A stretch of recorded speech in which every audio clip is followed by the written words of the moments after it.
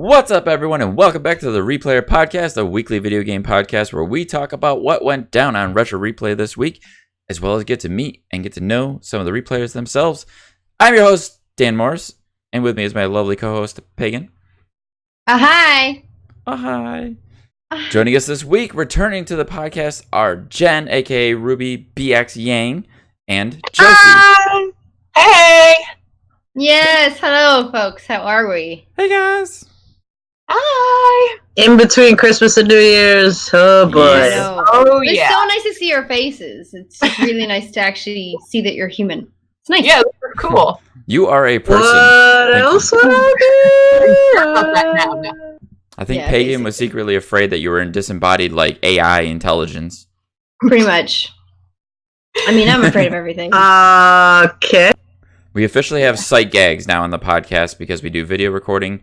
Maybe one day people will be able to see that. Anyways, both Yossi and Jen have been on the podcast before. Welcome back to the show, guys. Thank you so much for joining us for the last episode of the year. It's really sad. Bring it on 2020. I'm ready. You say it's sad? Yeah, it's sad. This is the last episode of the year. However, 2019 But didn't can 2019 kiss my suck ass. for you? Yeah, man, So you can fucking kick kiss that my bitch ass. out the door. Okay. Yeah. Shit that. Don't let the door hit you on the way out, 2019. Fuck off and don't ever come back. Thank you. Take care. Zing. All right. So how are you guys doing, Jen and Yossi? How was your holidays? Yossi, why don't you kick us off? Oh God. It was nice. Really nice, actually. Just right before Christmas, I just finished working. I have 2 jobs, so working 2 weeks in a row nonstop with no days off. So Ugh. Oh my god. slightly worse for wear, but they gave me I hope- Christmas Eve off, which was lovely. So I hope that wasn't retail. yeah, I work retail. One of them. Oh no! Ooh. Yeah, that sucks. How about you, Jen? It's actually Well, didn't have one. Because work Christmas Eve. And by work, I mean before the evening. And then lost my wallet. And then spent all Christmas Day trying to get it back. So that was fun. Oh my god, Ugh. did you? Yeah, no, I got it back.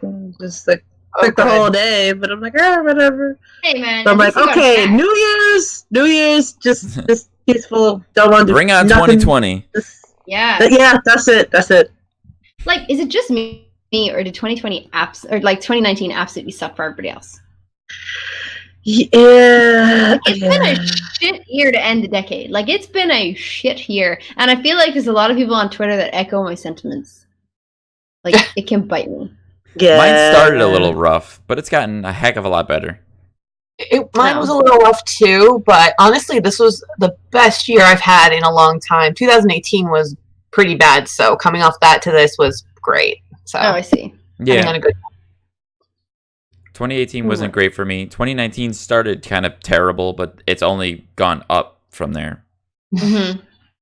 So Oh, I'm okay. unhappy. Just me then. I have no Just complaints. me. Sorry, It's okay, Pagan. Pagan. It's okay. It's all right. But Pagan, you're gonna rock the shit out of 2020. Man, I fucking yeah. am. I got You get shit married. happening. Doors opening. Girl, please. Woohoo! Yes, all the doors. All All doors right. opening, so that's good. Refresh my memory, guys. Did we really get to know you the last time on the podcast? Would you like to share anything now that you're back on the show? Anything we didn't tell us last time? I'm a year older. Hey! Well, happy birthday, Jen. Happy birthday! Great job for Thank you. going around the planet, going around the sun, 1 whole year. Congratulations. Yay. When's Awesome. your birthday? After Thanksgiving. So the Nice. 29th of November. Ah, well, happy birthday. So you would notice, because I couldn't really stay on the chat that long for the Thanksgiving episode, because of course I was super sick. Of course. So Tady Cake kept saying, "Oh, happy birthday, happy birthday." I was like, "Oh, that's You're so like, nice." "Now I'm dead." Because the year before, right? getting into Retro Replay and the beginnings of like the live chats, and I guess they were trying it and stuff. I was working on my birthday in 2018, and I was just waiting around because I was waiting for my coworker because I do social work stuff. So I was just watching the chat, and I'm like, "Oh, this is a great birthday present." And then I see for the Retro Replay, "Oh, happy birthday, Jen!" I said, "What? What? Oh my God, is that happening? Oh my God!" So that perked up the evening. I think I finished at like 11 that day or something. So nice. It was a long day. Yeah, I was like, "Oh, stuff you don't expect, just stuff you don't really expect to happen." So that was cool. Yeah. Have anything else you want to share, Josie? I don't know. I've shared a lot in the last episode. Trying to think. Not too much has been going on. Just had a great Christmas. That's Very productive. I am so excited. I got a weighted blanket for Christmas. Oh, gift sounds ever. Good. That's nice. I spent like the whole 3 days I was off just under it, sleeping. Like, it's just beautiful. I highly recommend them if you don't have one. I do not have one. But I have always kind of wanted one. They're nice. They're very nice. I've only recently experienced one, and I can't complain. I actually like it. Never even thought of it before. There's something that's like, do you know what? Like, what a great Christmas gift as well. I'm gonna keep that in mind. My friend's birthday's coming up in March. I'll just be like, weighted blanket. That's the perfect gift. Oh yeah, definitely. My mom, she knows I'm a stress pot. She knows I work hard, and she's like, I heard these were great for people with anxiety, so here you go. And I'm like, I was like ready to cry when she handed it to me. Is it really big? It's pretty big. I actually have it right here. Is it like a double size or like a single bed or for a full size bed? It's pretty thin, but it's heavy. Like, it hurts my shoulder if I hold on to it for too long. Like, it's okay. About 20 pounds. Okay. I have no idea what that is in kilos. I feel like that's under 10 kilos, so that's a good hefty blanket. Oh yeah. Yeah. That was really quick math. Could use it as a weapon too if someone breaks in, That's I will beat you with my blanket. You know what? Do you know what was really funny is my grandmother came over recently, and my grandmother is Austrian, but also lived a long time, the majority of her life in South Africa. And she came over and she was sitting in my kitchen, and we have double French doors, and obviously you'll know from being the part of the community and being on the podcast that we were broken into, and that's how they got in. They smashed through the back glass. But she's sitting there and she's just staring off into the distance, and I'm like, Nana, you okay? And she's like, where's the burglar proofing? And I knew for a second, I knew that what she didn't mean, she didn't mean that. She meant in South Africa we have bars on all of our windows. It's like living in a cage. It's horrendous. In South Africa we had bars on all of our windows, bars on all the doors, proper security, thick iron bars. And that's what she meant. And I was like, well, clearly we don't have any. And she's 92, and I just didn't take any time to be like, Nana, we were robbed. That's probably a sensitive subject. And she was like, where's the burglar proofing? I'm like, well, clearly we don't have any, Nana. Too soon, Nana. Yeah, but then it makes me feel like maybe I should fucking get iron bars out there. It wouldn't hurt. It wouldn't hurt. Yeah, it wouldn't hurt. But I mean, it's the thing is, when you're living in South Africa, I don't know how it is in California. I don't know how it is in New York. But in South Africa, it's horrifying because you literally have to live in a cage. Either you're in a car that automatically locks its doors, or you're in a house or some sort of facility where you have iron bars on the windows and all the doors. Oh, goodness. It's going from cage to cage to cage, and it's just horrendous, which is why I'm so happy with it in Ireland now. But here it depends on where you live. I live in a small suburban town 30 miles north of LA, so it's a pretty safe town. We're actually on the list of the safest cities in America, which is cool. Mm-hmm. You go to LA though, oh my God. I work in LA, so you have security guards following to your car. I've been followed several times to my car.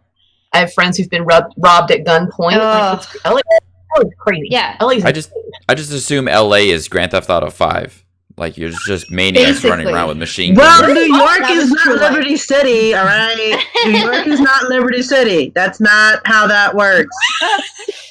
Jeez. Yeah, I think. Look, I mean, crime is fucked up everywhere, I guess, and like you could literally get robbed anywhere. Like Ireland is pretty safe; it's a nice country, and I grew up in South Africa, and I moved to Ireland to get robbed here. So it's like, you know what I mean? Like it. We had a gang war in my little town, and I'm like, What?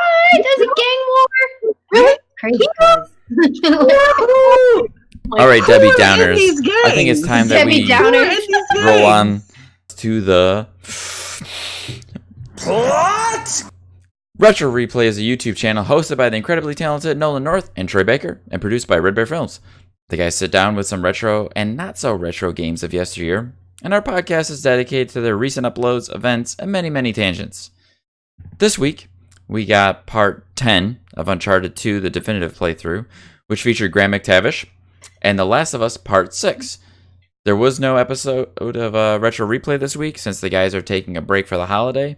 We expect them to be back for level 3 in roughly February, you would think, right? I think so. About February? Which is a nice break for them, really. Right, those guys have been going They deserve it. Yeah. nonstop since last Yeah. February, as far as we know. Yeah. A nice Man, it was- Valentine's Day. Yeah, it's a fucking busy year as well. Like, I mean, if you think about it, they're not only doing this, like, they do everything else in between. They're also and it making just, like, every blows video my game mind. ever made. Yeah, basically, any Pretty much. single video game that comes out, they have to touch, they have to walk their path on because the game needs to have them in it. Needs. Yeah, no, it's actually, it's incredible, really, what they're doing and how they're managing their time. And it's the same with, like, Red Bear Films. They're doing fucking everything else as well. This is not just a Retro Replay production company. So it's pretty cool.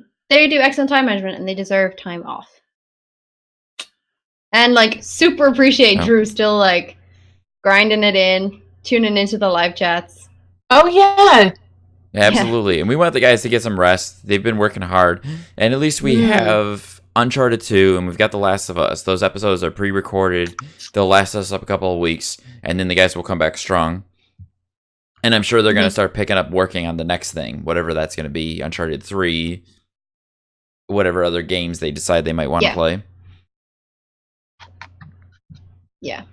I think it is nice that they've obviously pre-recorded all of these episodes, Last of Us and Uncharted, so that we can continue doing it. And I think it's like, I don't know, it really says something to me about how they feel about their community when they're like, okay, we're going to take a break. It's not like, okay, we're going to cut you loose because see ya. Like they'll actually be concerned about like, okay, well, we got to keep like pre-scheduled content and that'll go continuous through Christmas and New Year's and everything. And like, we got Christmas Eve episode. Like, holy shit, I didn't think that we would get a Christmas Eve episode. Me neither. They're totally spoiling us. Yeah, completely. And fucking Drew was on the live chat. And I'm like, Drew, how is your wife not Like, killed Drew, what are you yet? doing? Like, oh man. Drew's She's like, like, I gotta go talk to my people. I'll be right back. Man, if I spend more than like 15 minutes like on the phone talking to the community or something like that, Adam's just like, Yo. can you pay attention to me, please? Yo, Hey. Like, I'm over here. Christmas Hello. dinner. Oh my god, Christmas dinner. I'm like, Discord. They're like, put the phone down, Jossie. Just put it down. Just put it down, hon. No, do you know what I was actually really good with over the holidays? Like I didn't really touch my phone at all. Christmas Eve, Christmas Day, hardly anything. I didn't even join in the live chats on Christmas Eve. Like I had like a couple minutes. I sent in my soup, said hello to everybody, and then I was out. I just had no time. So I was like, damn, props to you, man, for I can say I everybody wasn't joining in on Christmas Eve. I wasn't on the Christmas Eve live chat because I was going to see Star Wars in theaters. Go ahead. Talk to me about your Star Wars. Go ahead. You, for a person who isn't a Star Wars fan, has a very strong opinion about Star Wars. So let's. Anyways. Whoa. You're like, no. For a Star Wars fan? Did you just call me a fan of Star Wars? Okay. No, I firstly, said you are this not. doesn't exist. You are not a Star Wars fan.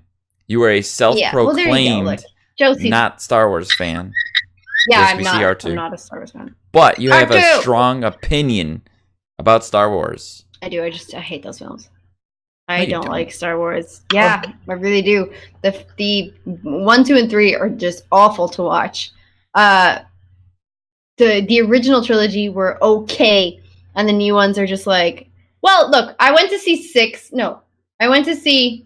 7 in the cinema, and I was like, so I don't really know much about Star Wars, but is this pretty much just copy and paste A New Hope?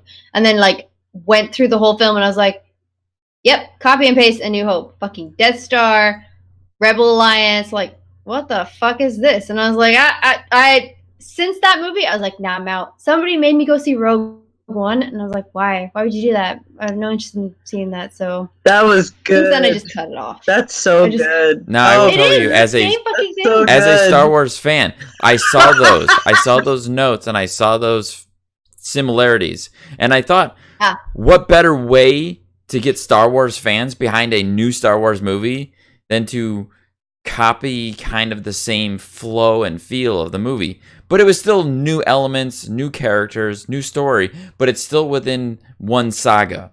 It's still a continuation of the same story. And of course it's going to share the same elements and the same characters, but they also took the Death Star and they blew it up into Starkiller Base. It was a bigger Death Star. What's wrong with that? Yeah, I just copy and paste A New Hope, and I was like, All right, that's we're done terrible. with you, Pagan. Whoop, we're All done. right. Anyways, moving on. You're just going to piss off a bunch of people, so whoop. Sorry. So, okay. so Graham McTavish is so nice. Thank you, Yeah, Jen. Graham Nice. McTavish. Great Ah. segue, Jen. Great segue. Graham McTavish. Huh. Anyways, very I have a fun. little bit of a background on Graham McTavish for those who don't know. He was born on the 4th of January in 1961.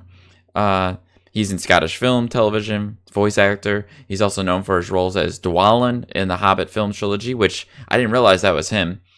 Douglas Did you Mackenzie really in the not? Starz series Outlander, and the Saint of Killers in the AMC series Preacher. And of course, we here in Retro Replay Land know him, I would say, best as his role of Lazarevich in Uncharted 2. Correct me if I said that wrong. Yeah. And Cutter. Cutter in Did you Uncharted say that? 3. You Cutter. Yeah, and Cutter. In Uncharted 3. I got to admit, I have to shamefully admit that I'd never heard of him until I started watching the guys, and they were talking about him a lot. Like, he's been mentioned several times before Uncharted. So What? I know, I'm bad, but I loved the episode. I'm like, I want to meet this guy. He's just so adorable. Mhm. See, I watch a lot of UK film and television because I hate to say it's way better It's right got now than style, our American shit. I'm just saying, Oh God, it's a lot doubt. better. So Outlander comes Hot along, and holy, oh man, This just in. Outlander. How dare you? No, sorry, go I'm ahead. kidding. I love a lot of British television. 80s, 90s, 70s, good stuff. Don't know what happened Mhm. after the 2000s.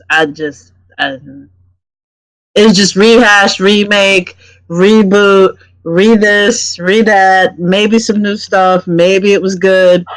But the UK stuff, oh my god. Bodyguard, Outlander, Peaky Blinders, Life on Mars, like, that's good stuff. And trust me, America has tried. It's not. You Nope. must love American adaptations of British television shows. I was just gonna say, like, how did you They find tried. The Office? I do So- like The Office. I have to say that. Have you seen both? Those are. I have. They're very different in humor. They are. Extremely They are. different. Very Well, all of different. British humor is very dry. It's their Yeah. style. Oh yeah. Oh, I yeah. think I think obviously the Office American version is very funny, and I really do like it. But it is very American humor. It's very slapstick. It's very over the top. Whereas the British version of The Office is extremely awkward to watch. It's so hard to watch that it makes it so funny. And what is even funnier is, like, I don't know if you've ever seen The Office in the UK, but basically David Brent is the boss, and I had a boss just like that. Mhm. Oh my god, it was every time he'd come got in, it was it. the exact same thing, and I was like, oh Jesus, like, we all in the office had to, like, stop ourselves laughing anytime he came in, be like, shh, shh, shh, shh, and as soon as he'd leave, like, everyone would piss themselves. if we're gonna go on a There you tangent go. about The Office, I Sorry. will have to say that The Office did create that awkwardness in an American fashion with Okay. Michael and his inappropriateness and the way he talks to his, employees. And it had a lot of jokes that I think today in 2019 would be like, oh no, you can't say that on TV. Yeah. Which was great. And I would love I would love to see them to try and do it again, but I don't think they could get away with a lot of the same humor because it would be Agreed. so like, I don't know, like the internet nowadays getting like so bent out of shape and like, ugh, you can't do that. Snowflake generation, folks. Mm. Yeah. I mean, look, that's just what it is. And I think I would agree with you. In both versions of The Office, there are extremely, like, jokes that you'd be like, oh, shit, if they made that now, that wouldn't fly on television. Like, they would get cut or censored or something. They also had a show in the UK called Extras. And I remember that. Warwick Davis. They had a show called Life is Short with Warwick Davis, and I don't know if you know him. He's the he's the dwarf from everything. Harry Potter films. Yeah, he's pretty much in everything. Highly recommend seeing that. If you can find it on the internet or something. Life is Short is one of the funniest documentary kind of style comedies that I've ever seen.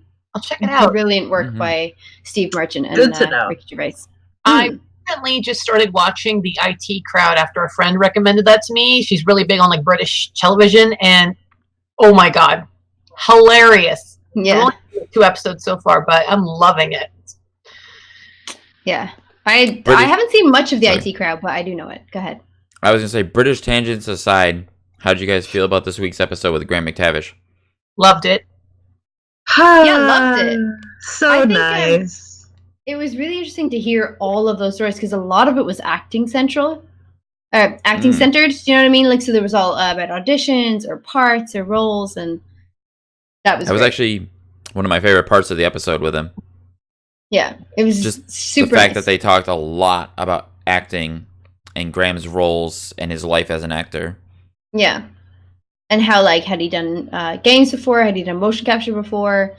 Working with Sylvester Stallone on Rambo, that guy would be so cool to have drinks with. I just want to buy that man a pint and be like, yes, Graham, let's have a chat. Let's sit down. I loved that he took one look over at Nolan and he was just like, "Is something? Are you okay? What's wrong with your face there?" Gamer face. Yes. The Nolan stroke face. Yes. We were having a look at that today. Like, his game face was super concentrated this week because obviously it was a very rough segment of the game. It's actually one of the only segments of the game that I just can't remember playing. When I was watching it, I was like, wow, I really can't remember this section. I love that part of the game. Yeah, until he got to the bit where he has to climb up the little tower to get the sniper rifle to go across. Mm-hmm. Oh man, somebody teach Nolan how to R3. Yes, for the love of God. I did so much shouting at the fucking TV this week. I was like, Nolan, like fucking R3. And then even Troy's like, are you pressing it? He's like, yeah, I am. At Troy. No, you're not. Yeah, I was like, Troy wasn't explaining what R3 means. R3 was. Yeah, but we've used R3 before. Oh, anyway. I was Bring very upset about it. Controller with you when you meet him next and be like, Nolan, you see this? This is R3. I'm going to make a controller that will have instructions. So circle for cover, and then X is to jump, and triangle is to shiv, and they're written on the controller. Yeah, actually written on the controller. Press this down to get R3. I love Troy dearly, but Nolan needs a shirt that says "Don't listen to Troy." Yes. Gift for 2020. That's the gift for 2020. I'm like, Troy, stop talking. I was like, stop talking, because you're telling him to do something. Where he's like, yeah, buddy, just advance. And I'm like, no, don't do that. You've got just don't die. Shells. Don't die. And then Nolan would do a roll and just fuck off a cliff, and you're like, Nolan, you were doing so well. It's all 4. Go infiltrate the set. Grab Troy, throw him off the chair, sit down, and be like, all right, we're taking over here. Nolan, to us. Yeah. It still drives me a little crazy that Nolan doesn't run and gun at all. He's always aiming down the sights. especially when he has a shotgun and he's missing. And I'm like, just run and gun. Just run and gun. You'll kill everybody. Well, see, Nolan is new to the whole gaming. It's cute when I'm aware of that. It's so adorable. I'm like, oh, it's his first gaming moments because I used to do that. But he learned First time how to run and gun at one point, and then he never did it again. Run and gun either, so I get frustrated when Nolan is trying to aim and do something, and there's laser sights hitting him, and I'm like, Nolan, get the fuck under cover. And he's like still like aiming, and you're like, Nolan, the fucking things can see you. And I'm like, he's gonna die, and then he dies. I'm like, you see what you did there, Nolan? There, look it. If you had listened to me, now. That conversation they had about Lazarevich's men, like at the Christmas party, like, oh, how'd you hurt? Oh, I shot him in the dick. That was great. Character names. Oh, dick jokes. Yeah. Oh, yeah. Character names. We're just going to name them all day. I walked my uncle through all the Resident Evil games when I was like 12, 13 years old. So seeing Nolan from the beginning up till now is kind of like reminding me of that time I used to spend with my uncle and how proud I was of him. Oh, I feel like a proud niece when we're done. I'm like, oh, Uncle Noli, you're doing okay. Probably screaming at the TV lately. No, like, I mean, and I'm just like, yeah, go on, Nolan. Like, man, I'm so proud of him in this episode because there's parts of it where I'm like, God damn, like, you didn't die there. That was pretty good. Or like he'd grab the cart and like fuck a grenade over and then like continue to push the cart and then he kind of messed up. But also great. Like grenade and it hit the guy behind the big gun. I was like, yeah. He did. There were some parts like I struggled in so bad that he just flew through it. I'm like, dude. There was a couple parts in that segment that the two, like Troy and Graham, were chatting, not paying attention to Troy or Nolan and his gameplay at all. And Nolan was crushing it. I was like, man, Nolan's doing some work over there, and these two are just chatting away. And then they start paying attention, and Nolan starts dying and sucking. Yeah. It's like, yeah. That's what happens. It's like Nolan is in the zone, and then they pay attention. He's like, God damn it, I was in the zone. Like, like, leave me alone. Leave me alone. I gotta get to this part. I mean, have you ever played a game when it's so intense? You're like, shh. Anybody come into the room? You're like, shh. Just a minute. Shut up. I need to get through this. Like, just. Because as soon as they come into the room, they're like, oh, what part are you playing? Oh, cool. What's happening now? Okay, cool. And maybe you want to get that thing. Or maybe, oh, look, something shiny. You should go get that. You're like, I'm fucking playing a game here. Can you just stop for a minute, please? Don't be a backseat gamer. Like, not die. Yes. Anytime it was in the black and white, I was like, oh, Noli. That should be a shirt for Troy. Don't be a backseat gamer. Oh, God. Yes. He does No, often. just backseat gamer should be my t-shirt. Yes, for Just Troy. backseat. Somebody order that. Cassie, I'm looking at you. And Nolan should wear, don't listen to Troy. Like, Yeah. Yeah, there you go. Sometimes he's got really valuable advice, like push R3 to aim down the theoretical reticle, and he does not push R3 because he didn't explain quite well what R3 was. But also, that was decent advice for once. Sorry, TV. I could forgive Nolan, though. He's learning. He's still learning. He's got a little... learning. He's doing really well. Also, since there's 3 chicks here, sorry, Dan. That's how it always is every week. What are you talking about? I know, right? I'm usually the only guy on the show. That's true. I'm surrounded by the ladies.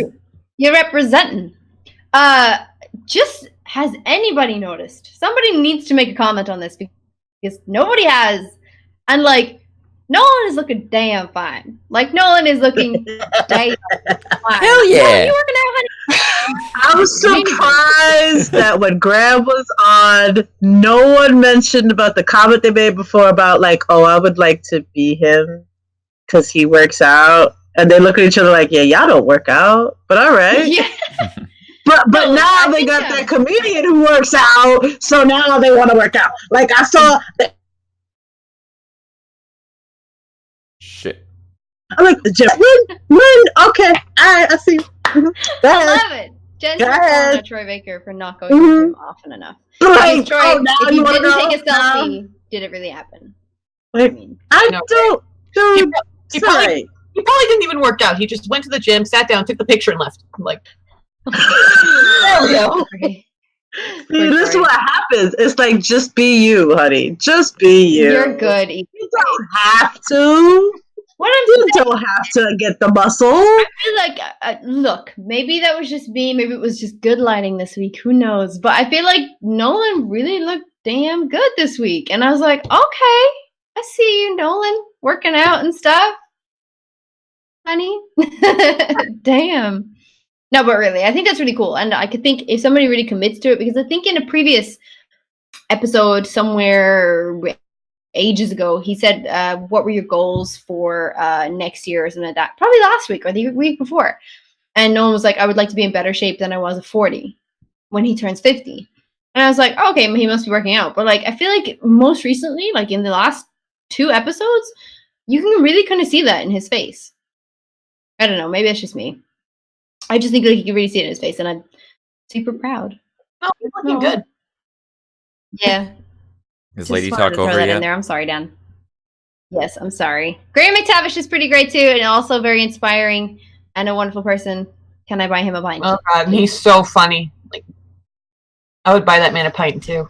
We got to have an award on our podcast of the best guests are the ones that we want to buy a pint and have a drink with. That's usually I still think. I mean, like Claudia Black was excellent.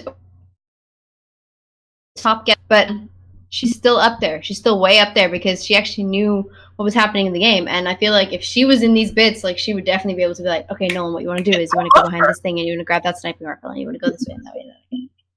You know, I think like she was pretty accurate with her. Yeah. Get that gun. Great. Yeah. Claudia Black though is so beautiful. She's so beautiful. I mean, truth. I want to can't debate that. All of that hair. The hair. All of that hair. I need that hair. Mm-hmm. I need that everything. Claudia, hook me up. Yeah, I'm waiting for Ashley Johnson to come on. It's coming. That would be I feel it. It's coming. It's got to be coming. Definitely. They haven't had a guest on The Last of Us in a while, though. I've honestly been appreciating that, to be honest. On that note, let's roll on over to The Last of Us. So we're going to move right into the fact that we got another episode of The Last of Us this week. It was part 6. There was no guest, and it was Bill's Town. The majority of the episode was Bill's Town. Pretty much everything that happens once you meet Bill and after Bill. And like you were saying, Josie, you appreciate there not being a guest. Tell us why. I guess there are times when I feel like it just got to like in every single episode, and I kind of missed like what they did with the first Uncharted, where it was just both the guys, and I got to just be immersed with them in the game, and I felt like that was a little bit taken away from having the guests on too often. Don't get me wrong, I loved the guests, like hearing the behind the scenes stuff, and especially when they talk about acting and whatnot. But yeah, it was just nice to kind of just have gameplay and talk about that and have fun. Like, and that was a good episode. It sure was. I can add on to that idea too, because like you were saying, the first few episodes of Uncharted, when it was just the guys playing, there was more to it. There was a little bit more to like feel connected. And in those early episodes, it was Nolan learning how to play, Troy kind of teaching him and explaining his way through the episodes. And then with The Last of Us, I feel like having the guests were practical when Troy's playing, but with Nolan playing, it's probably better that there isn't a guest because he needs to focus. He doesn't really know what he's doing. He doesn't really understand how to play the game. And it kind of brings us back to those original episodes of Uncharted. Jen, what do you think? Yeah, I mean, with both, because I've not played either game. Okay. And I've said it before, I've not played either game. It's just interesting to see Nolan, who's never played games before, now get into these types of console games, especially ones they've acted in themselves, and then trying to understand the mechanics and how things work, which is highly different from Nintendo, Super Nintendo, Atari. So he's kind of trying to figure it out himself. But yeah, there's moments where I'm like, oh yeah, this guest is really good, and then there's moments where I'm like, it'd be nice if it was just these two. So it's Agreed. And I know that they're trying. They try throughout each episode to kind of see like, does this work? Does that work? Maybe we do something a bit of this for next week or for the next one. So it's a learning process, which is great. Mm-hmm. I think, like we said it before, I just think like guests really work well sometimes, but not all the time. And especially if Nolan has never played The Last of Us, like you really do need to pay attention to every bit in The Last of Us. And it just makes sense that there aren't any guests or there are less guests in this show. Because like shit is important. Like if there was a guest on and they came across that letter from Frank, would they have paused to read that letter? Probably you know not. what I mean? Like probably not. Yeah, it probably would have been like, oh great, you found a letter, that's great, and then like talk about something else. Whereas I feel like those moments, like that whole sequence of discovering Frank's house and his body and the letter and everything, like God, that's just such good writing. And you're like, a lot of that didn't happen in cutscene. Do you know what I mean? Like a lot of all the stuff that you find around the place and clues and things like that as well, are just not a cutscene. It's the same with Ish's letters throughout the game later on. Like I feel like just those kind of moments will get lost if they have a guest on and they're like, yeah, so what did you do? Not that it's not interesting. I fucking love that shit. Like I would pay for this content, but I do. Lol. I do. Yeah, I do literally. But I really enjoy the behind the scenes stuff, the talking about like the musical scene that they did, like they had mentioned in the Uncharted episode, or like just the small bits where like, you know, there's actor choices that are made and how Neil Druckmann directs and everything. I think that stuff is really, really interesting. But then I feel like a lot of that would be lost on Nolan because Nolan is trying to concentrate on the game. And I get that it's not about the game. It's not a let's play. It's all about the hang. But also Nolan is trying to concentrate. So it's this fine line they're walking. Oh Nolan yeah. Nolan is in the zone. He's like, I'm gonna beat the shit. I'm in it. I'm in it. I want to make a calendar of his like game faces. But Yes.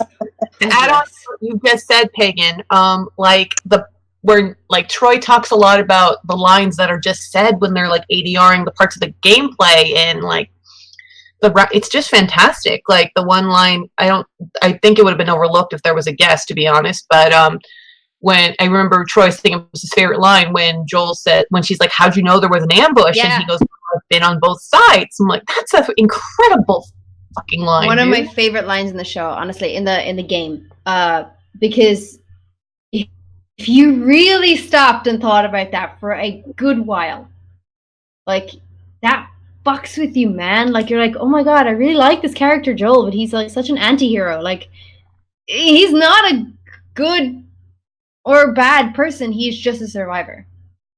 And it's like, oh, it's very. There's no good or bad in love that line. game. There's just survive or die. Pretty much. The survive or die, but then there's David. It's just generally a piece of shit. So Yeah. Well, you gotta love the intricacies of storytelling where you kind of question Joel's character and you're like, maybe Joel's not such a good guy. But then you meet David and you're like, wow, I had it wrong. yeah. You're like, oh, Like, maybe. Never mind. No, let's keep going. Let's just keep going. Turns out there are worse Like, people. Joel's not too bad. He's okay. Yeah, he's alright. He's a survivor. That episode definitely brought out some of my favorite bits where Troy kind of filled us in on some of the behind-the-scenes parts where the actor that played Bill was reading the script, read the part when he was talking about his partner, and said to Neil Druckmann, "What does that mean?" And Neil Druckmann said, "What do you think it means?" So the idea of Bill's partner changed based on the actor's interpretation of the character.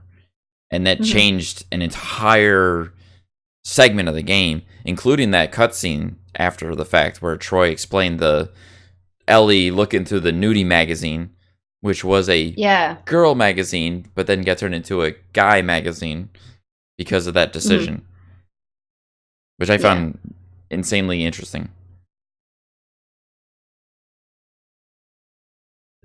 You cut out a second there, Sauce. Oh, I was waiting for you guys to add in.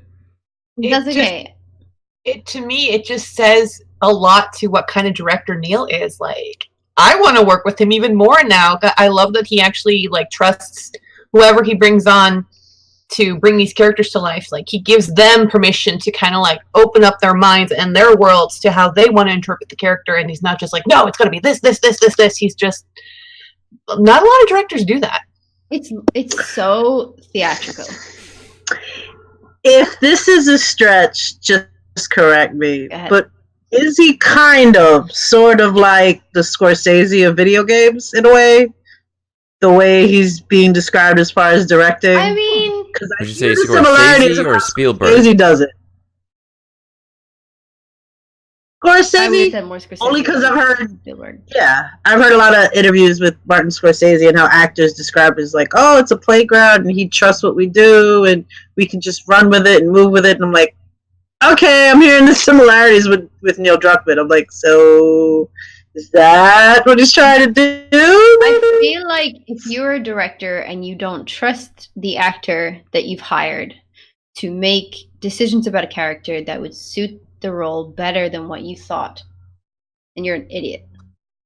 Because I think you're only doing that to your own detriment. If you tell somebody, if you direct somebody and are like, okay, you gotta say it this way and it's this line and this is what you're thinking at this time, whatever, like, I've seen directors like that. I've had directors like that where they're just like, this is what, and this is this, and this is the beat that you need to hit. Now, I get that, like, obviously in video game world or in something that is doing motion capture, there are massive beats that you need to hit because of technical issues. Like, people need to animate this. It's not just you acting. This is like, you are bringing that character to life because you're the body and the voice of the character. But the animators are doing everything else. So I think, like, if you're really not going to give the actor some sort of creative license, not to ad-lib the script, not to make stuff up, but like to actually just play, then like you're an idiot to not do that. Like, you should. And I would agree then, Josie, that speaks to what Neil Druckmann is like as a director. And obviously we may never know what he's like as a director. We've never been in the room or worked with him, and maybe I'll ask Troy one day. But you can see it. You can see it because the animators animate it and the actors give it, and it's just small things. And Wershing's character, Tess, like small choices that she would make that in a theater space would just blow your mind, has now been captured and put on video recording. And that's kind of... To add to that point, it's pretty Pagan, great. Not to mention how amazing ad-libs can become crucial moments in a storytelling that an actor adds or does in the moment or does it on the spot, and then they're like, oh, we're gonna keep that, and it ends up being a huge part of it. For example, Die Hard. Die Hard's most famous line of all time, yippee-ki-yay motherfucker, was an ad-lib, and now it's the most well-known piece of dialogue that's associated with that film, and it was on all the posters and banners and everything. And there's plenty of ad-lib moments in Uncharted and The Last of Us, much like the little dialogue bits that we get in between, all the little anecdotes that people remember and think of that, like, this is why The Last of Us is so great, because of these little elements. Yeah. Agree. I just, I think it's, like, I mean, I don't know how many times I've said this, but like literally the Uncharted games taught me what video games were. What was great about that whole setup about Sarah in the beginning of the first episode, the first chapter, is because we don't get that many lines from Sarah. We don't get that much story between Joel and Ellie, or Joel and Sarah, and you just make the connection so quickly. From small things like the interaction that she waited up almost to midnight to see her dad to give him a watch for his birthday. The hardcore drugs joke. The hardcore drugs joke. Hilarious. That got me so good. I was like, that's hilarious. What a great kid. And then boom, she dies. And you're like, that really spoiler. It got me. And things like when he's like baby girl and all this kind of stuff and like tucking her hair behind her while he puts her to sleep, and I'm like, this is so cute, and it's perfect That was an storytelling. ad lib too. The little It was girl, an ad lib. baby girl. That's right. So it's just these small, perfect moments that just come together and make an amazing story. Like, you don't need to say all that much. You don't need to fill it with a whole bunch of shit.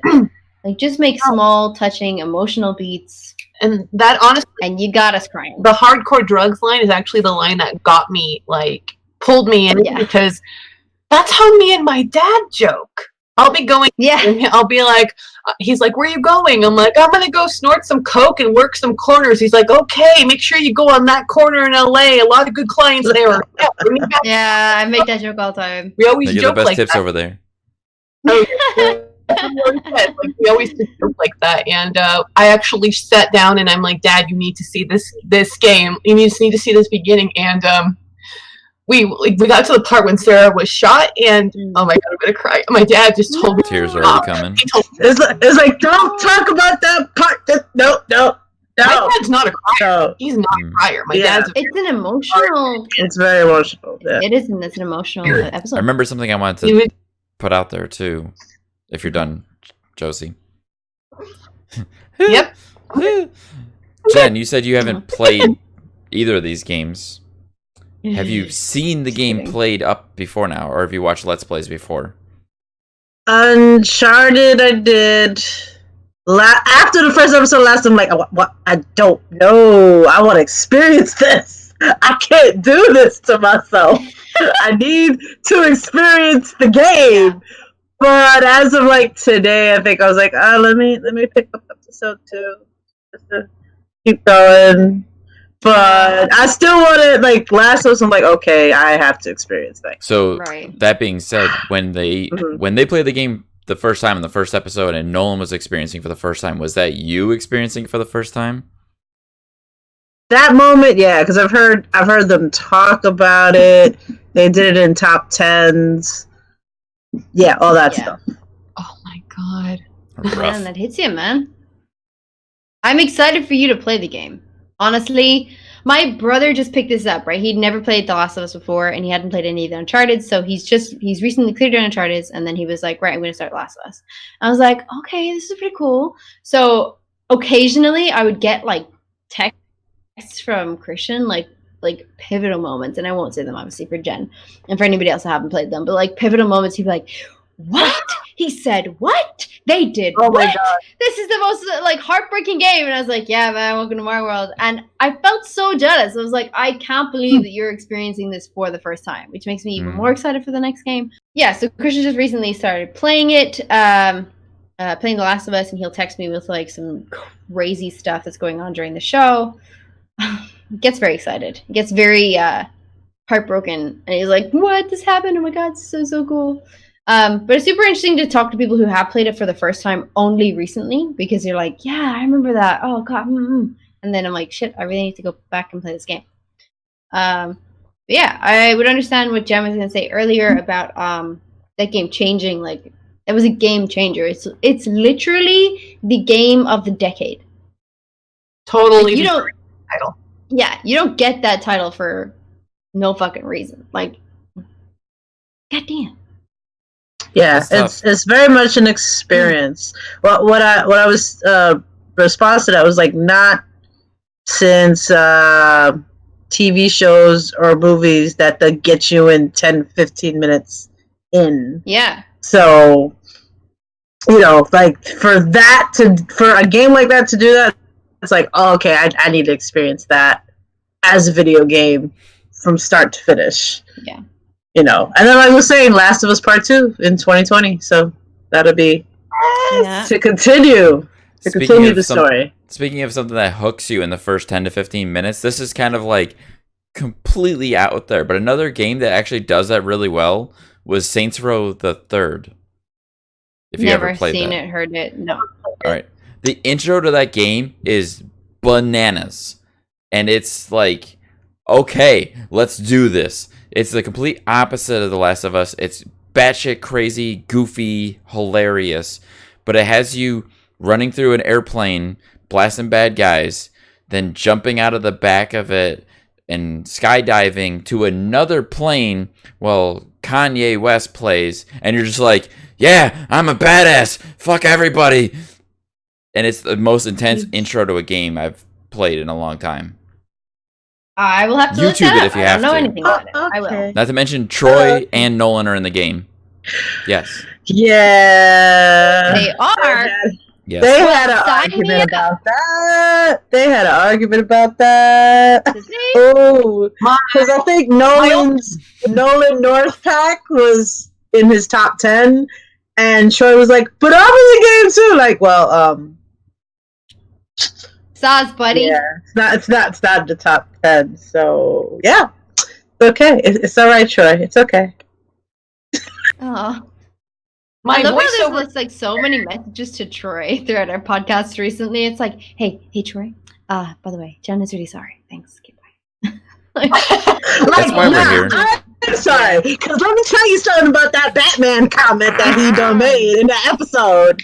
Like, okay, bro. All right. All right. We're okay. The happy space. That's why the podcast is here to deliver personal messages to Troy Baker, Drew, and Nolan. Not really. Not at all. Not at all. Just to vent and talk to other replayers and have a good time. Yeah, exactly. Yeah. Oh, yeah. That's definitely more it. Like, Hell yeah. like the first time I came on here, I'm not gonna lie, I was really nervous. But waking up this morning and I couldn't wait to jump on here. I was like, yeah, I get to hang out with some friends. Heck yeah, Josie. Hell yeah. Yeah, heck yeah. Very happy for that. I know you were nervous the last time, and it's like, you got no reason to be nervous. It's a good time. Mm-hmm. Pretty great to have you on, guys. Anyways, if we want to get rolling on, or does anybody have any last thoughts on that episode of The Last of Us? I know there was a lot of content. It was a very intense episode. Does anybody want to talk about anything in that episode? Not this episode, but the episode before that. I'm just going to dive into that very, very quickly. Sure. There was actually a moment where the part when he's like going, you have to go through that area where the clickers are, and you have to like, go around them and stuff. There was a moment where he turned around and a clicker was right in his face, and I like fucking screamed. Like I never screamed like that, and I just like jumped out of my skin. And my family like comes to my room like, "Are you okay?" I'm like, it's scary. What's wrong? Yeah, that was a difficult struggle, though. It was he struggled through it. Proud of him, though. He's got so far. He took out that bloater surprisingly quickly, too. I'll give him props on Right? that. I'm so fucking proud. I was like, oh my god, this guy's throwing Molotovs and everything. I was waiting for it. I'm like, he's going to struggle. I can't wait to watch him struggle. And Yeah. oh, what? You took that out quicker than I did. Listen, He was playing at on this easy. point, He is playing on easy. this is true. But I'm not fazed anymore about what Nolan be doing with his games, because I'm like, oh, all right, you just pick up stuff and play. Okay, Yep. fine. You're just a pro gamer now. Okay. Yeah, Fine. he's definitely got like this. his gaming level has come up quite a bit. That makes me less worried about his gameplay. I mean, I was as soon as the bloater was introduced. Even Troy had that look on his face, like, "Oh, good luck, buddy." And then it's like 2 Molotovs done. See you later, pal. Let's just get up on this thing and get out of here. You're like, Was that the first time they used a Molotov? Because I feel I like think they so, hadn't because really he- been using he them. he just used it going into the garage. People On were that note- screaming at the live chat to use the Molotov. Like, Yeah. come on, buddy. I do remember thinking that I was struggling with how much trouble Nolan was having with changing weapons. And then when he switched to like the shotgun, he didn't realize that you have to aim, then shoot. So he was like punching everything Shooting. because he didn't understand that he had to aim his gun to actually use the gun. And then Troy was also giving him some missed messages when he was trying to tell him, when you want to change your weapon, you have to push left on the D-pad, then press X, which you don't have to do. You just press left or right, and that's it. Going from playing The Last of Us to discovering Uncharted next, I got to admit, Uncharted was a little way easier to get used to with the mechanics of changing the way weapon. easier. It was way easier, so I don't really... I give them a little leeway on that. I would agree. I think like jumping from the Uncharted games into The Last of Us, like the mechanics are so different, and the fact that like I mean he had 70 bullets in his 9mm in Uncharted, and he went to a hand revolver with 6 bullets. Mm-hmm.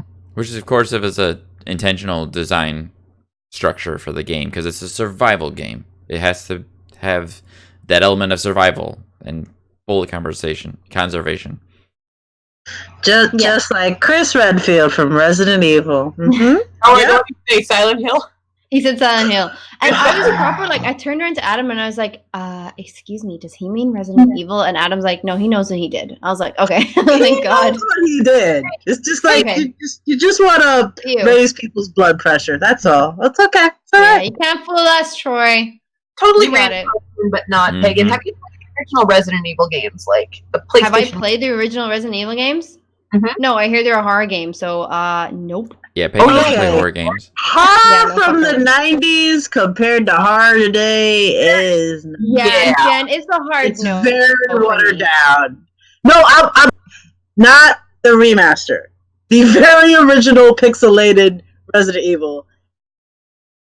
It's Oh, yeah. it's very much like you gotta figure out a puzzle and you gotta figure out how much bullets you have, and now you're just gonna figure out where the mansion goes. Like, to me, it was scary in the late 90s because I was a kid playing them, but if I go back and play the original Resident Evil now, I'm like, oh, this isn't Yeah, No. I would freak it's out. just pixel stuff. The Resident Well, I Evil. guess the iconic first scene, maybe, of the zombie turning its head towards you. Oh yeah, that was creepy. But even That was creepy for then. Yeah. Take it out, especially for the voice acting. The voice acting is laughable. Like, it's really Oh, Very so bad. bad. It's very bad. The No, Jill, sandwich you were almost a joke. Jill sandwich.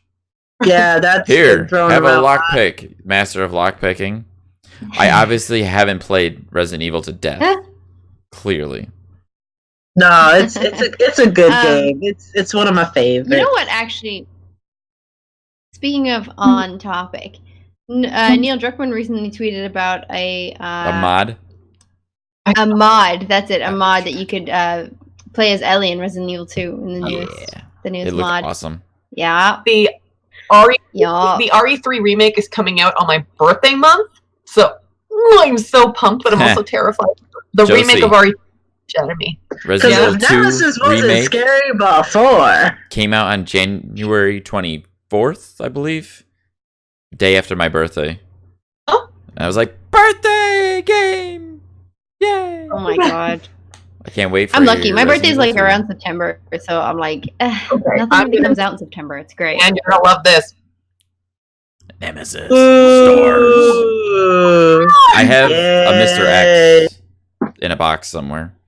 I have Mr. one too. X, I've got Jill. Okay. I've got Leon. Or I don't have a Leon, but I've got a Chris. Yes. I got him right here. I want to get him a hat, though. I need to get him a hat. Anyways, that'll work perfectly for rolling on to my last little bit that I want to do with this last episode of the year. To close it out for the last episode of the podcast of the year, I wanted to do my 5 favorite games of 2019. So I have 5 games that I played this year. I want to point out this is games that I played and actually have, an opinion on, not games that I haven't played. Okay. Anyone have any guesses what my favorite game of 2019 was? Star Wars? It's a good guess. Fallen Order, yes. Fallen Order. That's You could easily have another it's- guess based on the conversation we were just having. No? Resident Evil that's 2? the RE2 remake. Resident Evil 2. How did I not guess that first? So my my 5 favorite games for 2019 that I played this year are Resident Evil 2, the remake, Jedi Fallen Order, Devil May Cry 5, The Outer Worlds, and Bloodstained Ritual of the Night. Those for me are 5 games that came out in 2019 that I played, that I loved, that I played the heck out of. I did not play any game from 2019 except for 2 games. Mm-hmm. Death Stranding.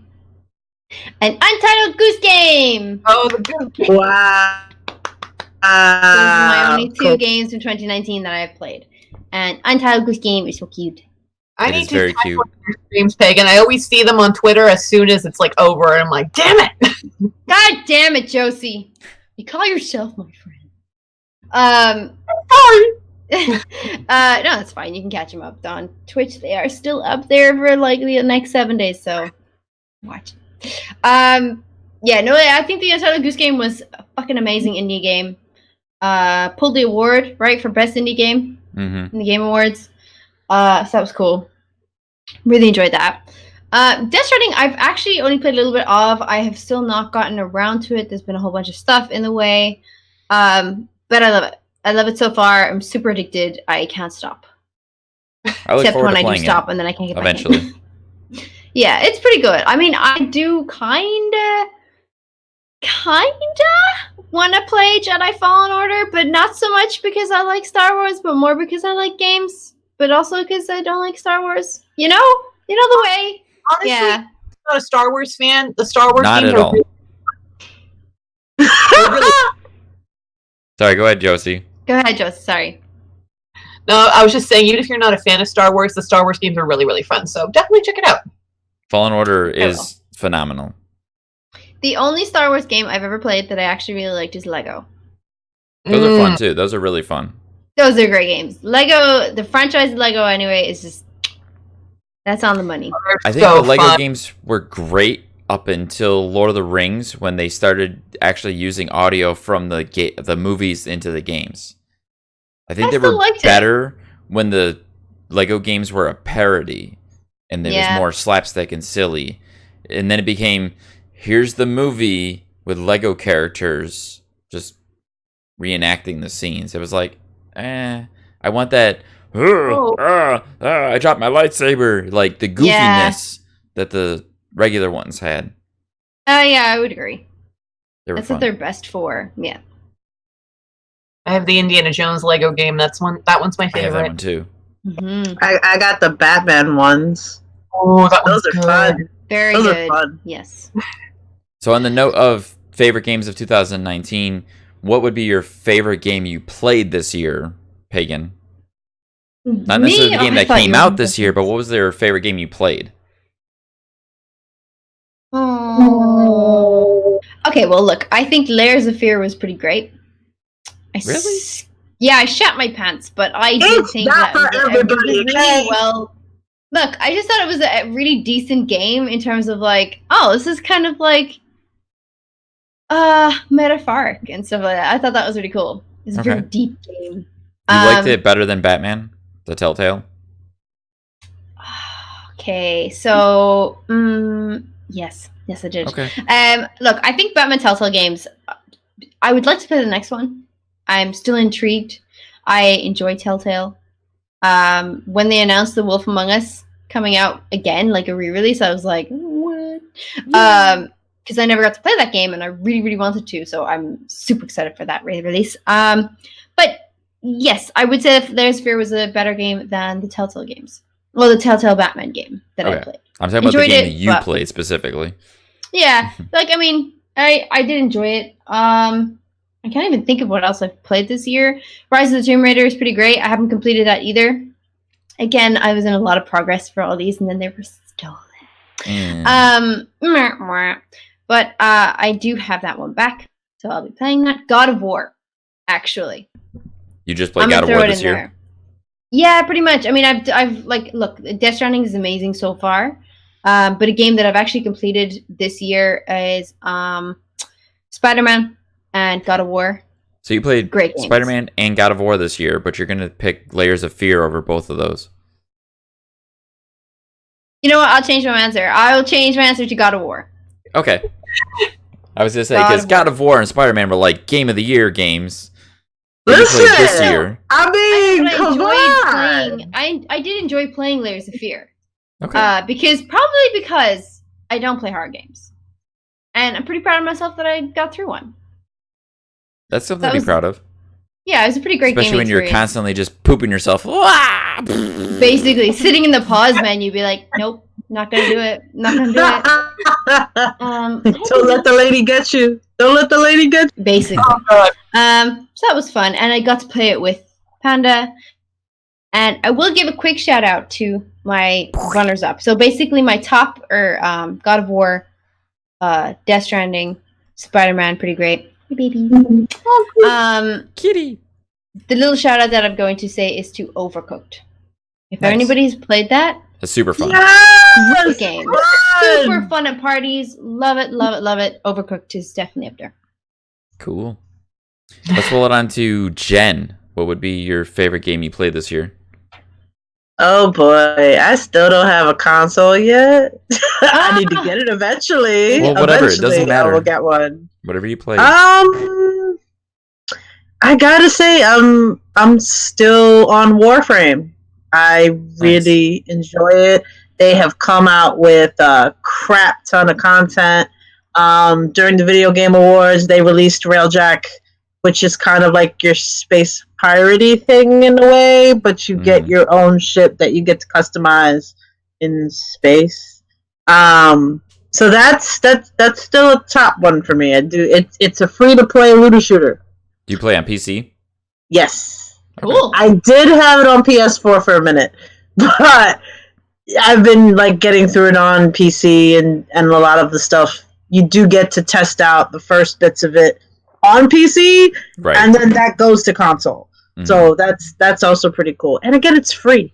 Like I've Yeah. not seen And there's a nothing wrong good with that. free to play game. I've not seen a good free to play game. This is it. This is as good as they get. So yeah. Yeah. Other I've heard- games. Other games. I'm more of a mobile game player now, so It's fine. I did Pokemon Go because that's fun. Sure. I did try Raid Shadow Legends.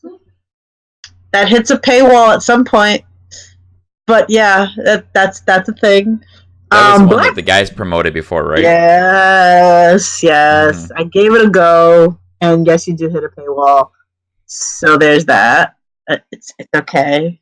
Black Desert Mobile is actually not a bad game. Oh yeah, I played Black Desert on my Xbox. It's not a bad game for the mobile. So I got him. That's pretty good. That's pretty good. I did play Lego Batman this year. I've been trying to play Dauntless. It's okay I really like Dauntless. if you have many friends. But now it's cross-play compatible, so you can actually play with various people on various consoles, which is pretty Oh, that's awesome. yes. So you would So say that's Warframe would be your favorite game of 2019. yeah, And it because doesn't matter it's that it's not compelling story. It's not a 2019 game, but it is No. a very big game as service that's Yeah. come a long way. Warframe has grown exponentially over the years. It's way yes. bigger and better than it used to be. I Yeah, personally didn't get super into it. I do dabble in it once in a while. And on that note, I actually started going back to Final Fantasy XIV recently, which is also a game that's made a huge turnaround and has gotten a huge new expansion that came out this year that everybody is ranting and raving. So I'm dabbling in that a little bit now. How about Josie? What would you say is your favorite game of 2019? Oh, I have several. If that's all right. Yeah, that's fine. But definitely Resident Evil 2. It was a game I was very hyped up about and couldn't wait to play. And I remember running from Mr. X, having to pause and take a moment to calm down because I was hyperventilating, my heart was pounding, verge of an anxiety attack. Like that game just got me so good, and I don't get scared easily. I can hear people laughing. It's my number one game of the year. It did not disappoint. Okay. It did not disappoint. Also, thanks to actually I have to give a shout out to Sarah E for this for introducing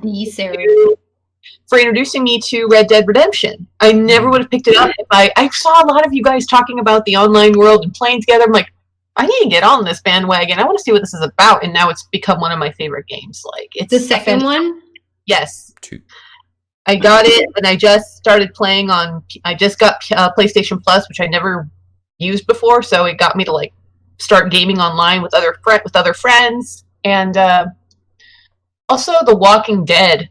Telltale's The Walking Dead. Their last chapter was incredible. It was a great way to finish off the series, especially with the drama that happened with Telltale that I'm not going to go into, but it was fantastic that we finally got to see an ending to that game. We'll That be here game all is- day if we start talking about that. Yeah, we will be here all day.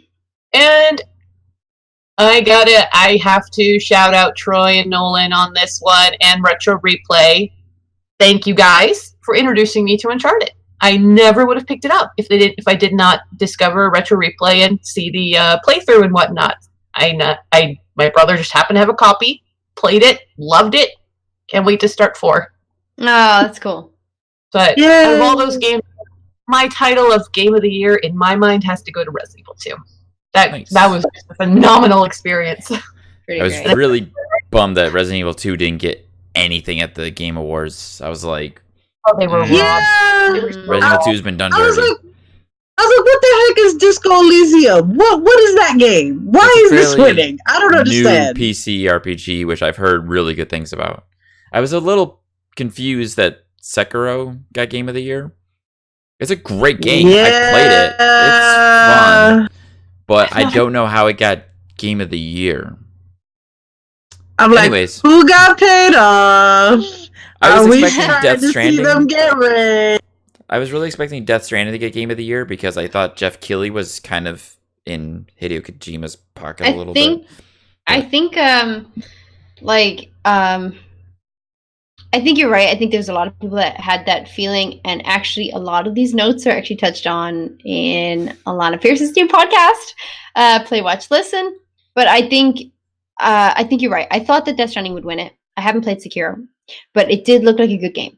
But yeah, the Game Awards were kind of weird. Like, kind of strange. Like, it looks like they were trying to do an Oscars thing or whatever. And, like, I was super impressed with the beautiful stage and the lights, and the hosts were dressed so well. But it's the Game Awards, Funk it up. Like, it's not supposed to be... Like, there's people in the audience that were sitting there in sneakers and a t-shirt. Do you know what I mean? Like, and then there's other people that arrived in, like, full gowns and full thing. Like, Game Awards is supposed to be cool and unique and fun and, like, funk it up. It's not the Oscars.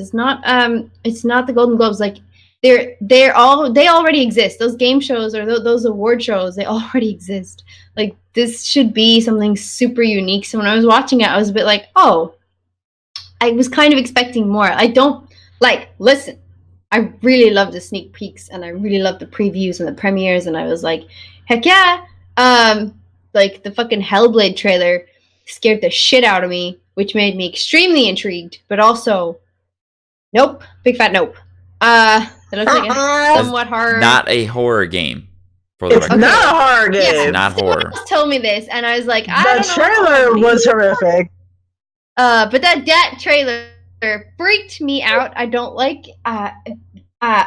Nope, I don't like it. It was amazing. It's an Xbox exclusive for the new Xbox. Well, it's all right. We have an Xbox. Yeah. Wait, for the new Xbox? The new Xbox. The Xbox Series X is what the new Xbox is being titled right now. They're saying that there's probably a series of Xboxes.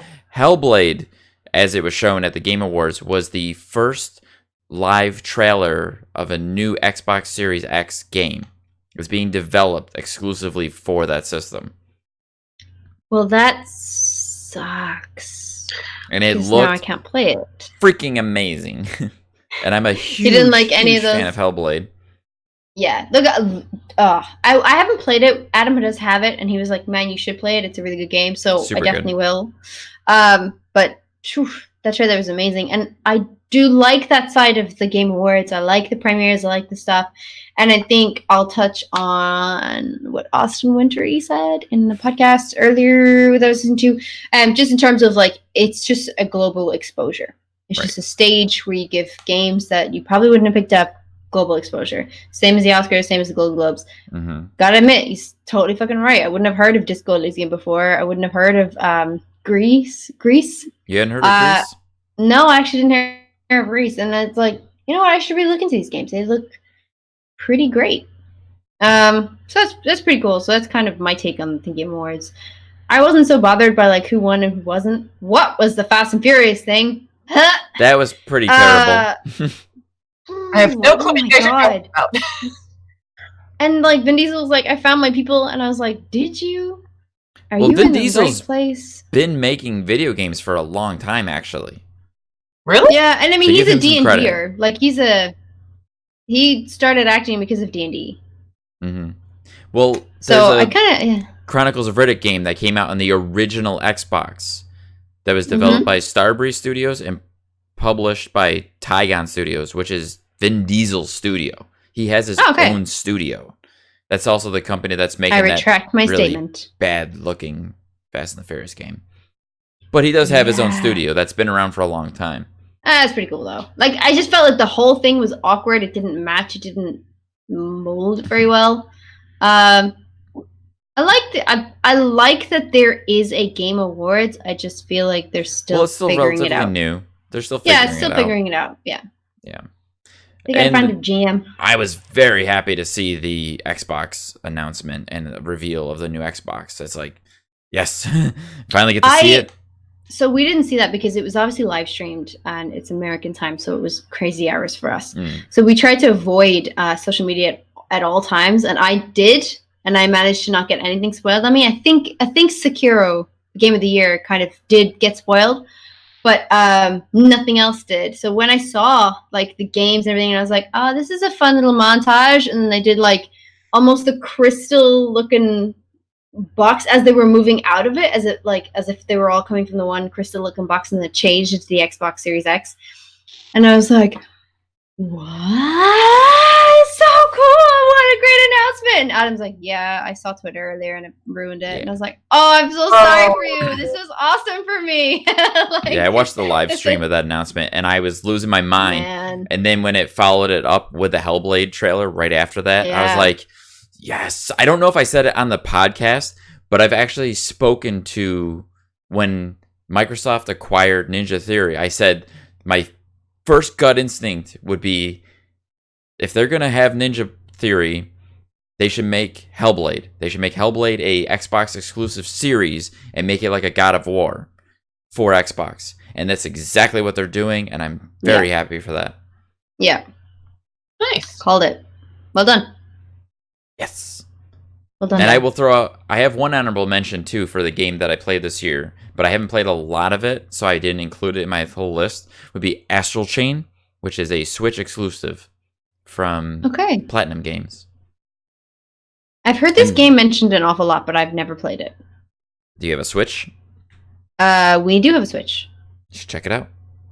I will. Astral Chain. It's very cool. Okie dokie. I'm not going to go into too much detail because I want to roll into one last little thing and then wrap it up for the day. Lastly, I'm just going to throw out 5 games I'm looking forward to in 2020 to be super excited about. We've already kind of hit on some of these. But for me, my number one game is Ori and the Will of the Wisp.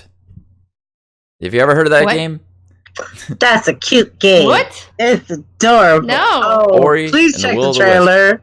It is the sequel to Ori and the Blind Forest, which came out in 2015, which I loved. It's one of my favorite indie games of all time. And I've been waiting for the sequel for years. So why are you looking forward to Ori and something whispers? Why are you looking forward to that game rather than The Last of Us 2? Like, why that game over The Last of Us 2? Okay. I don't have a good answer for that, but before I do, let me finish my list of my top 5 games.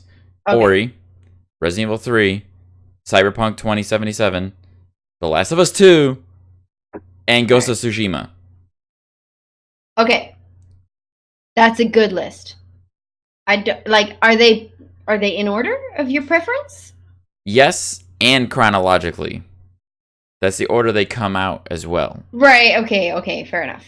Okay, but I had to put Ori on the top of the list because I don't know. I've just been waiting for that game more so than The Last of Us, probably because I've known about Ori for a long time, and Ori hit me very emotionally. Not to say The Last of Us didn't, but I don't know. There's something about Ori that just speaks to me, and just I'm like, I get chills when I watch the trailers for that game, and I'm like, oh my god. And not to say The Last of Us 2 doesn't do that too. I don't know. I have no good answer. I just really love the art style. It's beautiful. It's moving. The music is insane. I don't know. It's not for everybody, but just like The Last of Us isn't for everybody, you can't assume someone would be like, wow, you get more feelings from a cartoon than you would this thing that's hyper realistic. Jen looks like she has something to say on that. I see. I've heard that comment many a time, and then I tell them go watch an anime and then come back. Right. I see. Every time I watch the trailers for Ori, I'm just like, oh, like just goosebumps all the way up and down. And The Last of Us is still super exciting, but I don't know, for some reason for me, it's just not there. And I had to put Ghost of Tsushima because I love all things like samurai games, and there hasn't been a good samurai game in a long time. And it's like 15-year-old me when Onimusha came out on PS2, like, oh boys, samurais, I'm gonna use my sword and cut people. I would agree with Ghost of Tsushima. I'm really excited for that game. Yes. I'm really excited for that game. When that was announced at E3, I was like, yep, that's going to be great. I would also agree with your list about Cyberpunk 2077 and The Last of Us 2. That's very exciting. So 3 out of my 5, at least. 3 out of your 5. What was your 4th? Oh, Resident Evil and Ori. Right. I don't play Resident Evil because, nope. And Ori, I've never played it, so I can't You really will probably not play Ori because it's an Xbox exclusive, but it did come to the Switch through Xbox and Nintendo's little partnership. I can have a look on Switch. I mean, we have an Xbox. I just don't. You do have a play Switch. Yeah. Yeah. I did put Hellblade on here too. I said Hellblade Senua's Saga, but I don't think that game is coming out this year. I don't think that's coming out until next year. I think it'll be soon. like 2021. Yeah. I think we'd be lucky if we get 2021. Because if the consoles roughly are coming out holiday 2020, then maybe they all got to have a launch title of some sort, of some kind. So, but it's not going to be Hellblade. I can pretty much guarantee that. If anything, Xbox is getting Halo. Halo will be Xbox's launch game. I'm going through like. Can they do something else? Halo is a staple of Xbox. It's the only thing now for Xbox. You can't have an Xbox without Halo. That's what saved it from its death. It was Halo. No. Yes. Marvel Avengers. Yeah. I'm actually really excited for that game too. Yeah. I was looking at that. I was considering it. Anyways, on that note, does anybody else have games? Let's say a game. What's your number one game you're looking forward to for 2020, if not The Last of Us? Because I'm assuming The Last of Us for just about anyone in here. Pretty much. The Last of Us is on my list. I have 3, actually. Oh, okay. The Last of Us 2, Resident Evil 3, and Final Fantasy VII Remake. But Resident Evil 3 tops all those. Thank you. By far. Oh, okay. All right. More than Last of Us. Sorry, guys. I appreciate that I'm not the only person here like, Last of Us is life. Fuck everything else. No, dude, I love Last of Us, but Resident Evil has like a Pagan. special. I was 12, 13 when the original came out. When the original Nemesis came out, and Resident Evil was the first game I ever beat by myself. The very first game. Nice. When I was 96, I was 10. Oh wow. And Resident Evil 3 was also, this was actually kind of cool for my brothers and sisters because most video game characters are Caucasian. I didn't see a lot of and then they bring in this character who is Hispanic from South America, where I'm from, and I was like, there's a Hispanic character in this game. We were all flipping out about it. Like, it was a really big deal to us. And I'm excited to see what they do with the characters, and especially after dealing with Mr. X in the remake, I can't wait to see what they're going to do with the Nemesis. Nice. Me too. I'm so excited. Yeah, Final Fantasy VII Remake. Only so I don't see 4 to 6 CDs in one thing, because that's what Final Fantasy VII was. Yeah, so looking forward to that. Jen, you know that the Final Fantasy VII Remake is part 1. Yeah, no. What? There's going to be more parts.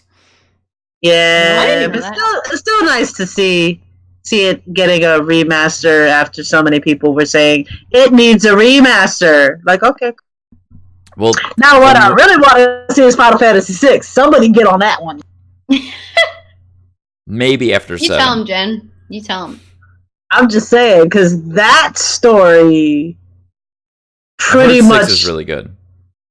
It's really good. Like, you will wonder why you are crying for pixelated characters. You're like, what why am I crying? Oh, because the story is just that good. The story is just that good.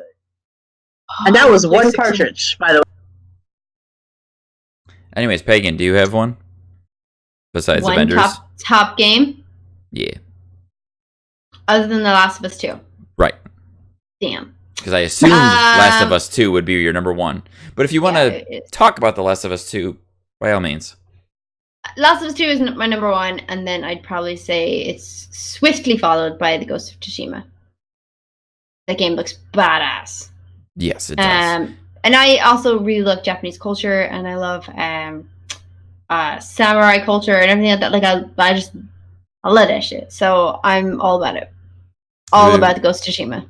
Hell yeah. Should definitely look into some of the other awesome samurai games. Like I was saying, like I love samurai games. So that's one of the reasons I'm really looking forward to Ghost of Tsushima. Mm-hmm. Cool. I think other than that, like not really. Last of Us, obviously, because I'm excited. Like I was at a talk and Tori was like, the first time I went in to get the script for The Last of Us, he sat in with Neil Druckmann in the office and read through the script with Neil Druckmann and then burst into tears. When they finished the script, just burst into tears and like bawled. And I'm like, I'm not ready, but I am. I'm so ready. Oh, that's going to be The Last of Us tagline. You're not ready? Yeah, you are not ready. Wait, doesn't he say that quite a lot? Like, you're not ready? I think all Troy says that every time he talks about the Troy game. says that quite a lot. You're not ready. I tweeted a meme of Michael Scott when they announced Last of Us 2 that said, "It's Michael Scott saying I'm ready to hurt again." Like, yeah, basically, pretty much. Oh, all right. You know what? Part of me is not ready because what if this is it? Like, there's no Last of Us 3. There's no extras. This is it, and then that kind of is like, and just makes me a bit like, oh god. It could be. Yeah. Could be. I know. I would really like Neil to. I love this world, and I would really like Druckmann or Naughty Games or somebody to pick it up and explore this side. Not Joel and Ellie. Like, leave that for the video game, but like explore this world some other way. I want to see like Joel and Tess. I want to see Henry and Sam. I want to see all of those little characters that are filtered in. I want to see David's story. Like, I want to see that shit. I want to see it on TV, or I want to see it in the movies, or I want to see it in the game. It would yes. It would be fun to see Joel from like the beginning after losing Sarah up to like the 20 year where the game picks up. Like, that would be really cool to see. Amazing. Super good. Maybe in a Last of Us like add on like the Lost Legacy. Mm-hmm. Yeah. Like that would be cool. Something like that would be really cool. All right. Well, I think that just about does it for the last episode of the podcast for this year.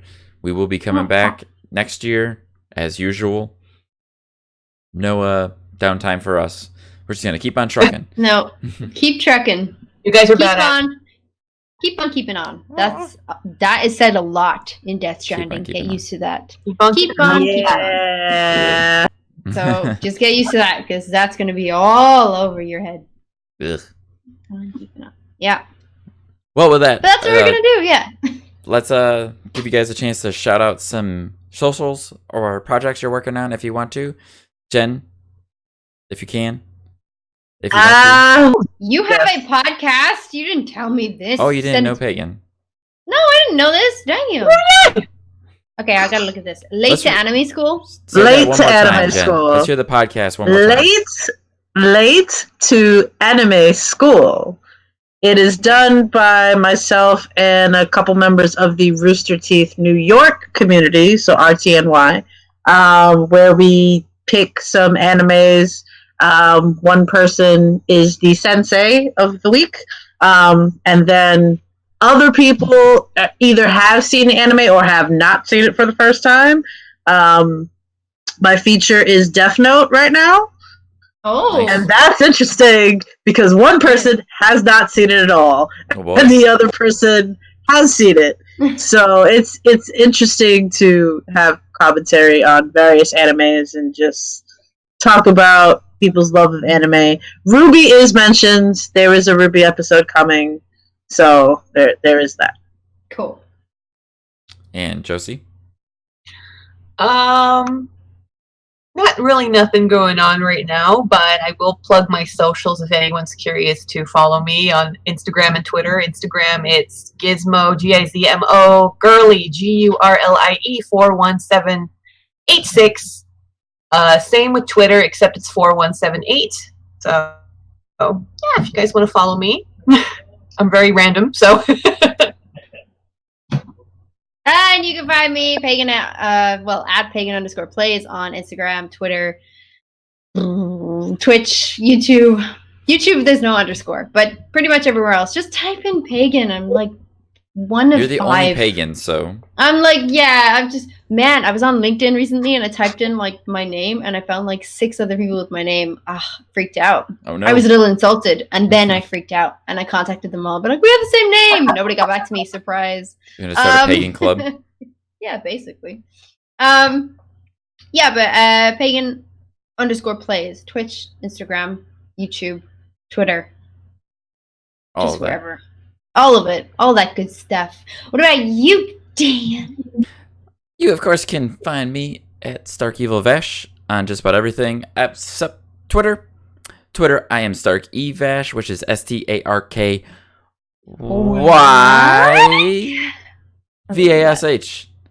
Thank you, guys. Thank you, Jen. Thank you, Josie, for joining us on the last episode of this year.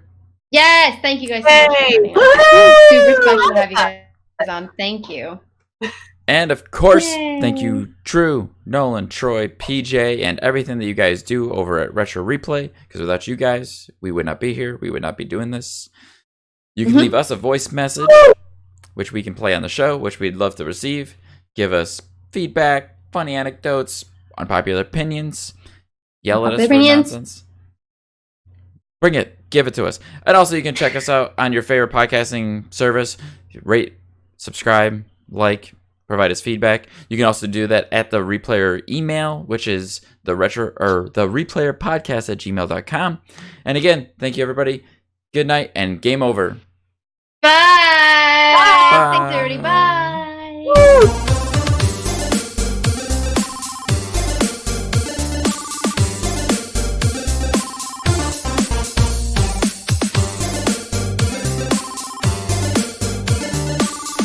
Woo!